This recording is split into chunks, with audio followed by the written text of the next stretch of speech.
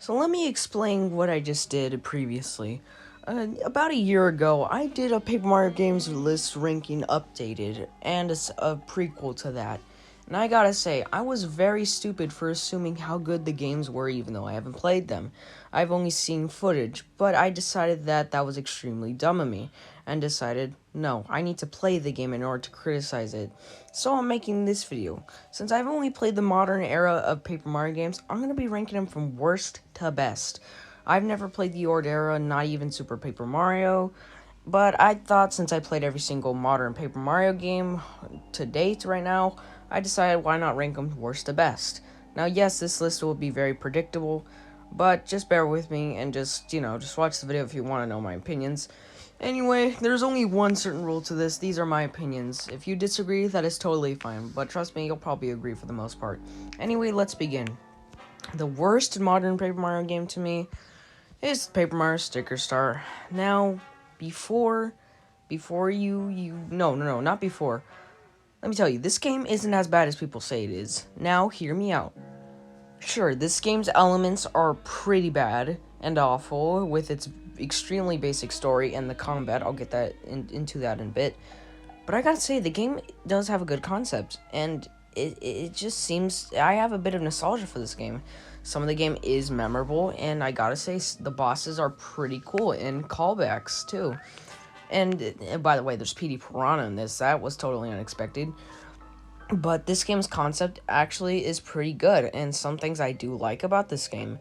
But that's sadly where it ends. What are the negatives? Well, I'm not even gonna get into it. It's the combat. I don't think I need to explain this. The basicness of this game, don't need to explain that either. This game is just not good. It's not the worst game in the world, but not even close to a good game. It's meh. It's average.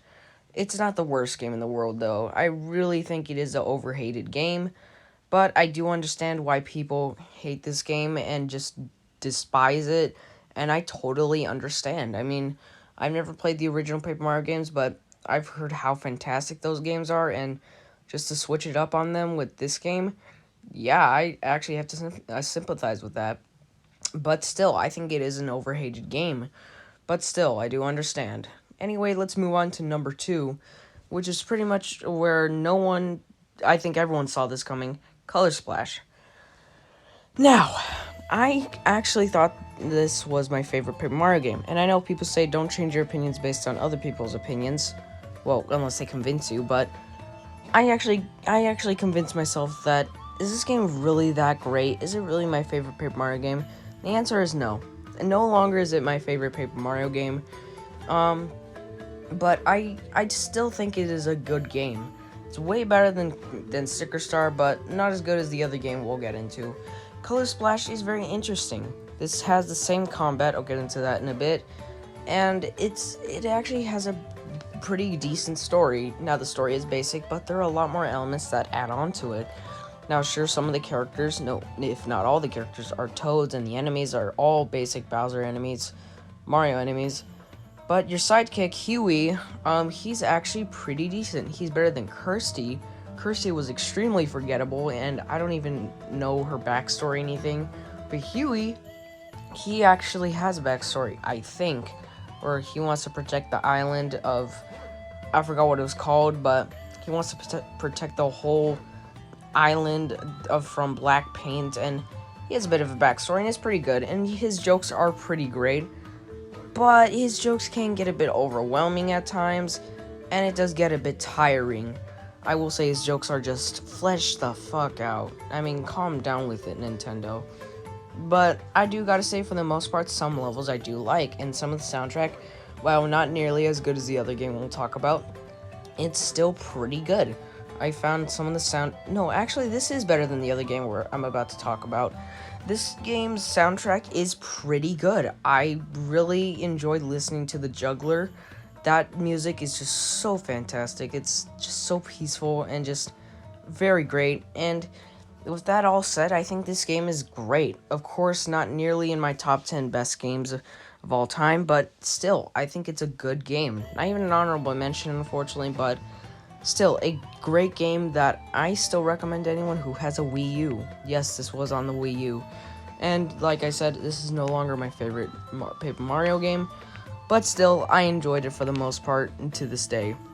And most of its elements, and also the Kooplings returned. The Kooplings, a lot of people didn't like this either. Like, why add the Kooplings? They're so overused. But I gotta say, it's about time they were in a Paper Mario game, and since this was the only Paper Mario game they have been right now, I think it was a good choice for Nintendo to put them in this game. I know a lot of people don't like the Kooplings nowadays, but I actually found them pretty good in this game since this is their only appearance.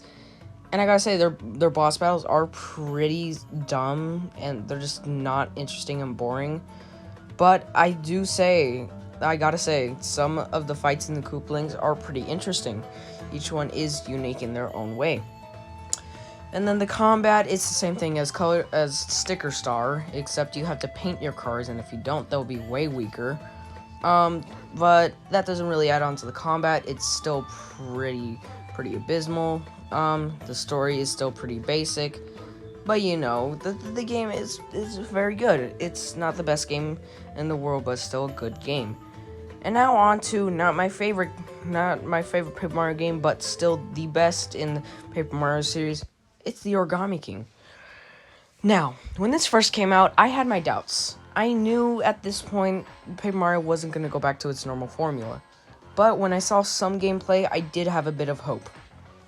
And then when it came out, I played it like 2 weeks after it came out, and or 1 week after it came out, and I gotta say, I was a bit disappointed. But now looking back, do I still think I was as harsh on it as I was back then in August when I reviewed it? Yes, my opinions have changed. I think I was a bit too harsh on the game. The game, sure, it's basic, and there are some elements that are basic, but I still think it did live upon Color Splash and Sticker Star.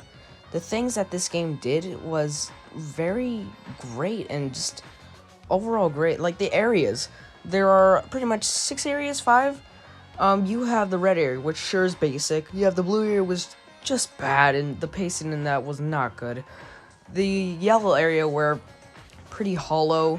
The 4th area, the purple area, which the Great Sea, I mean, come on. I mean, that was a bit uninteresting, I guess, forgettable.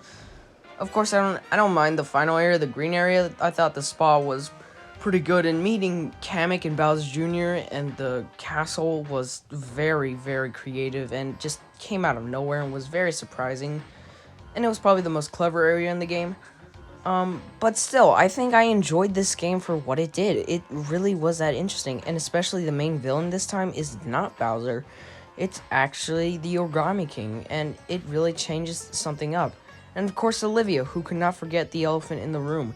Olivia is your partner in this game. Unlike the previous 2 Paper Mario games, she is pretty forgettable, but I think she's well balanced. She doesn't have her jokes too much, she doesn't have them too little. She's very well balanced, but she is kind of forgettable. But still, she is pretty emotional at times and very charming. It's just great. And that final boss fight, god damn it, was it fantastic. It was great. Now, the partners in this game, sure, they are short-lived and just pretty bad, but I think they still did at least something with them. And of course, the combat, it's still not that great, but it's actually better than Color Splash and Sticker Star. I really don't see it as something that's the best combat, nor is better than Color Splash and Sticker Star, but it's still decent. It's decent at max. But yeah, the Mario enemies are also just Mario enemies, but origami. But I still think this game is pretty great. Not an honorable mention in my top 10 best games, or in my top 10 best games. It's just a great game that I would probably put in my top 20.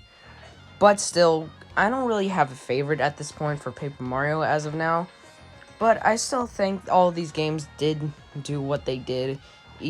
And they equally had their flaws. So I gotta currently say, none of the Paper Mario games are my favorite. Origami King isn't my favorite. Color Splash isn't my favorite, especially Sticker Star. But I will say, ignore that. I will say that Origami King is not my favorite, but it is the best in the series. It is the best in the series. I'm basing these games on how good they are, not on which ones are my favorites. But yeah, that is my list. Do you agree or disagree? I doubt anyone will disagree with this list, but if you do disagree, then that's totally fine. Just do it in a respectful manner. Next time I'll be talking about Super Mario Odyssey. So stay tuned for that, I guess. Anyways, I'll see you guys next time.